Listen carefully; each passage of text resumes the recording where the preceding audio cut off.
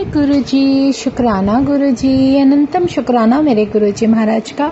ओम नमः शिवाय, शिव जी सदा सहाय। ओम नमः शिवाय, गुरु जी सदा सहाय। शुक्राना, अनंतम शुक्राना।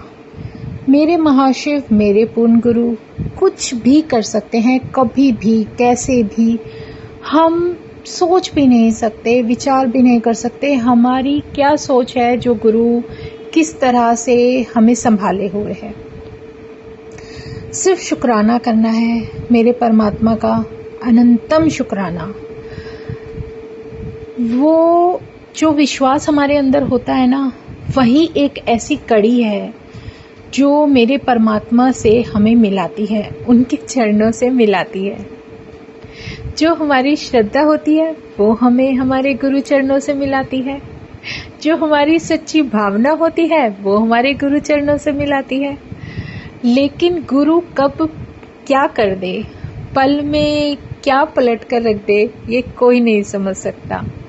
वो तो सिर्फ बस प्यारी सी स्माइल देते रहते हैं और कुछ न कुछ हमारे जीवन का ऐसा लेसन देते रहते हैं जो कि सीख लेने में शायद पता नहीं हमें अपने जीवन के कितने साल व्यतीत कर देने पड़ते, लेकिन वो बचा लेते हैं, हमें उस सफ़र से बचा लेते हैं, उस पेन से बचा लेते हैं, उस मार्ग पे आने वाली मुश्किलों से बचा लेते हैं, जिसको कभी कोई देख ही नहीं सका सिवाय मेरे भगवान के।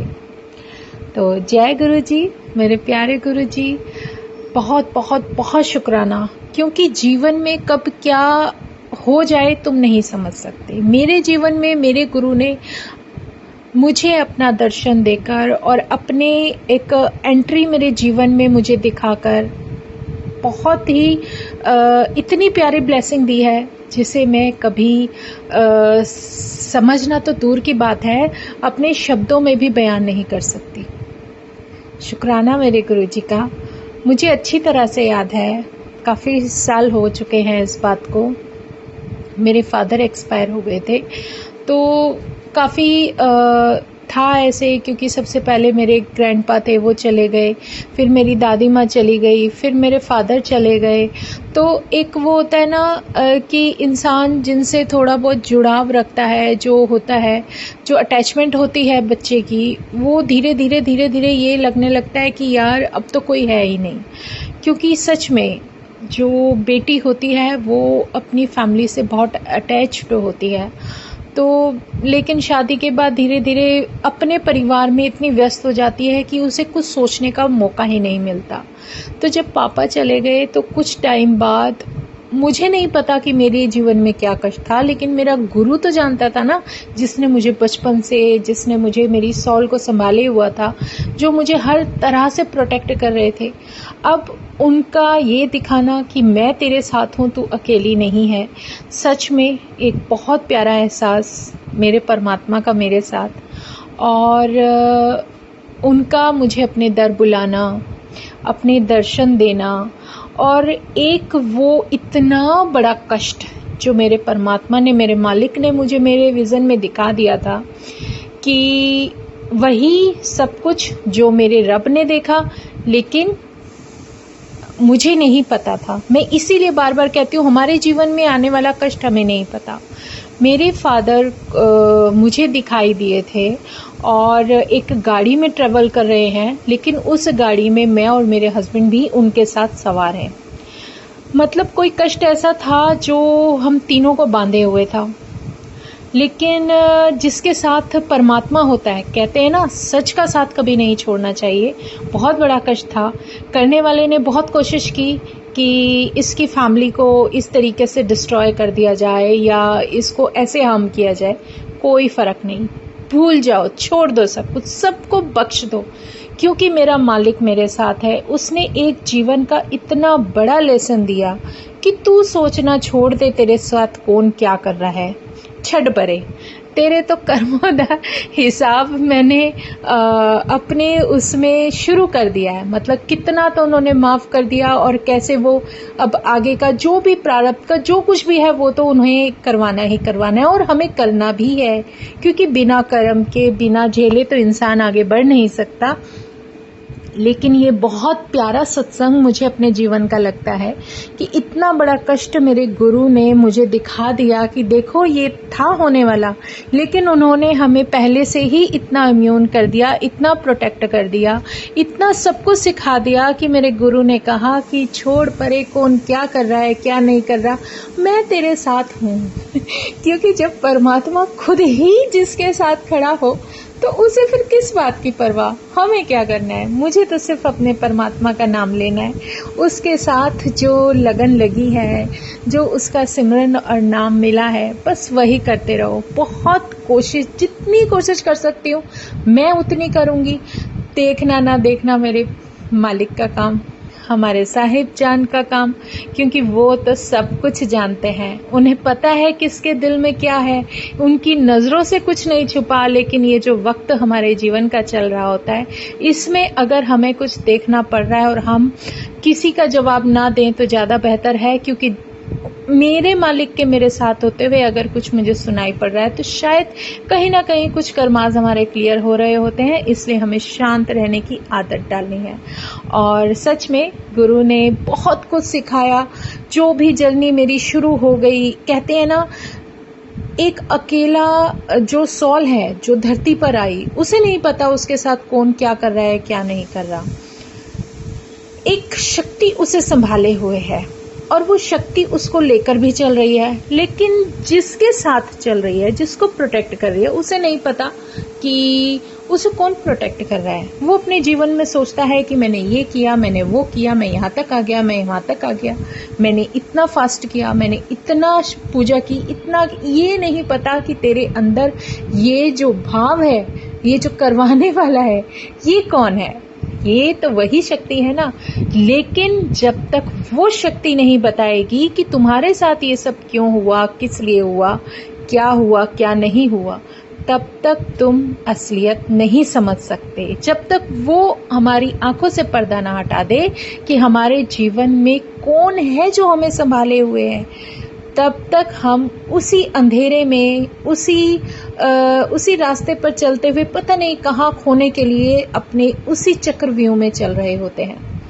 तो शुक्राना मेरे गुरु जी का, अनंतम शुक्राना कि उसने इतना प्यारा अपना दर्शन, इतना प्यारा अपना एहसास और साथ दिया है कि सब कुछ धीरे धीरे समझ आने लगा। क्या हो रहा है, क्यों हो रहा है, कहाँ जाना है वो खुद लेकर जाएगा, जहाँ जाना होगा वहाँ लेकर जाएगा, जहाँ नहीं जाना होगा वहाँ नहीं लेकर जाएंगे। तो उसकी रज़ा में रहने का मतलब क्या है, जो मेरा गुरु समझा रहा है कि जैसे भी जो भी रास्ता बन रहा है उस पर सीधे सीधे चलते जाओ। अपनी ज़्यादा दिमाग और अपनी ज़्यादा सोच को उस रास्ते में मत लेकर आओ, क्योंकि हमारी औकात ही नहीं है कि हम कुछ इतना अच्छा सोच सके जो मेरा गुरु सोचता है। इतनी पॉजिटिवनेस, इतनी पॉजिटिविटी, इतनी ज़्यादा इम्यूनिटी जो मेरा परमात्मा हमारी सॉल को देता है, वो सिर्फ हमारी गुरुवाणी, हमारे गुरु का नाम सिमरन और उसका नाम जप और अपने उस रब को याद रखते रहो। बस इससे ज़्यादा हमें कुछ करना ही नहीं है। कलयुग में भी ऐसा समय है जब हम परमात्मा का नाम जपते हैं तो परमात्मा हमारे साथ आकर खड़ा हो जाता है। इसमें हमें कुछ ज़्यादा कोई तप, कोई तपस्या, ऐसी कोई बहुत उल्टे लटक कर तपस्या नहीं करनी, पहाड़ों पर नहीं जाना, ना ही ये कि बिना खाए आप इतने दिन रहो। मेरा तो गुरु कहता है व्रत भी मत करो, क्योंकि सबसे अच्छा व्रत है आप अपनी सॉल से लोगों को बख्शना शुरू कर दो, अपने मन में लोगों की निंदाएं बंद कर दो, अपने आप को थोड़ा बदलने की कोशिश करो, क्योंकि जब आप अपने आप को अंदर से ही बदलने लगते हो तो तुम्हें इस व्रत की ज़रूरत नहीं। जैसे हम हरिद्वार जाते हैं तो हम फिज़िकली और मेंटली और सॉल से कितना अच्छे से शुद्ध होने की कोशिश करते हैं, लेकिन अगर एक व्यक्ति कैसे भी कर्म कर रहा हो, बहुत बुरे कर्म कर रहा है, सोच रहा है मैं तो हरिद्वार जाके नहा के आ जाऊंगा, मेरे कर्म माफ़, ऐसा कुछ नहीं है। माँ गंगा तो ऊपरी तरीके से जब तक तुम सोच रहे हो उस सोच के अनुसार ही तुम्हें सफाई करती है। उनका जल इतना प्योर और इतना निर्मल होता है कि जब हम उसमें स्नान करते हैं तो हम पता नहीं कितने जन्मों तक तृप्त हो जाते हैं, जो तृप्ति किसी को नहीं मिली होती। लेकिन उस आत्मा का किया जो अंदर रहकर भी उसको फील ना कर पाए, उससे अपने आप को धो ना पाए, तो फिर ऐसे स्नान का भी क्या फायदा? कोई फायदा नहीं। इसलिए अगर जाओ तो सच्चे मन और श्रद्धा से उसमें स्नान करो और अपने मन में एक ऐसा व्रत लो कि अब मैं अपने आप को बिल्कुल बदल दूंगा। मुझे वो कर्म कभी करने ही नहीं जिनसे किसी को दुख हो, किसी का दिल दुखे, किसी की भावना हर्ट हो।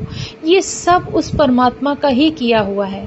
सोच के देखो गंगा मैया में कितनी, उसके पानी में कितनी मछलियां होती हैं।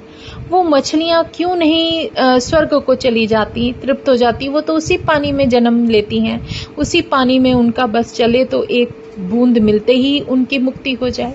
लेकिन नहीं होती, क्योंकि कर्म तो सबको काटने ही पड़ते हैं, और अगर वो वहाँ हैं तो किसी कारण से हैं, और उनका ही कोई कर्म फल ऐसा है कि वो गंगा मैया के जल में है, किसी गंदे पानी में नहीं। तो ये सब मेरे परमात्मा की ही देन है, जो वो किस तरीके से हमें, किस तरीके से, कैसे रास्ते से और कैसे हमें निकलने का रास्ता दिखाते हैं, बताते हैं, समझाते हैं, और इशारा और उनका हुक्म ऐसा मिलता है कि तुम्हें कब क्या करना है। तो शुक्राना शुक्राना शुक्राना इस आत्मा से, अनंतम शुक्राना मेरे मालिक, जो तूने इतना प्यारा एहसास, इतना प्यारा भाव, इतने प्यारी समझ, जो पता नहीं कितने समय तक हमें समझ में भी नहीं आती, और आती भी, दिखती भी तो शायद हम इग्नोर कर देते, लेकिन तू साथ है तो सब कुछ समझ में आने लगता है। हमेशा ऐसे ही साथ रहना, यही शुक्राना बस जीवन में हमेशा तेरे चरणों से लगते हुए बोलते रहें। हमारी आत्मा इसी तरह से तृप्त रहे, क्योंकि तेरे चरणों में जो जन्नत है वो और कहीं नहीं। शुक्राना मेरे मालिक, अनंतम शुक्राना, अनंतम शुक्राना, दिल से शुक्राना। ओम नमः शिवाय, शिव जी सदा सहाय। ओम नमः शिवाय, गुरु जी सदा सहाय। शुक्राना, अनंतम शुक्राना। जब जो भी तुम बख्श देते हो ना, वो बहुत कीमती होता है। जैसे मैंने नहीं सोचा, लेकिन तुमने बख्श दिया। एक ऐसा सत्संग, जिस सत्संग में शायद तुम हो, मेरा परमात्मा, मेरा रब विराजमान है, और मैं हूँ। हमें और किसी की ज़रूरत भी नहीं। जब तुम्हें लगेगा कि किसी संगत को ज़रूरत है उस सत्संग की, तो तुम अपने आप बुला लोगे। इससे प्यारा भाव मन में कभी आ ही नहीं सकता। शुक्राना मेरे गुरु जी, अनंतम शुक्राना, अनंतम शुक्राना। जय गुरु जी, जय गुरु जी, जय गुरु जी। ओम नमः शिवाय, शिव जी सदा सहाय। ओम नमः शिवाय, गुरु जी सदा सहाय। शुक्राना शुक्राना, अनंतम शुक्राना।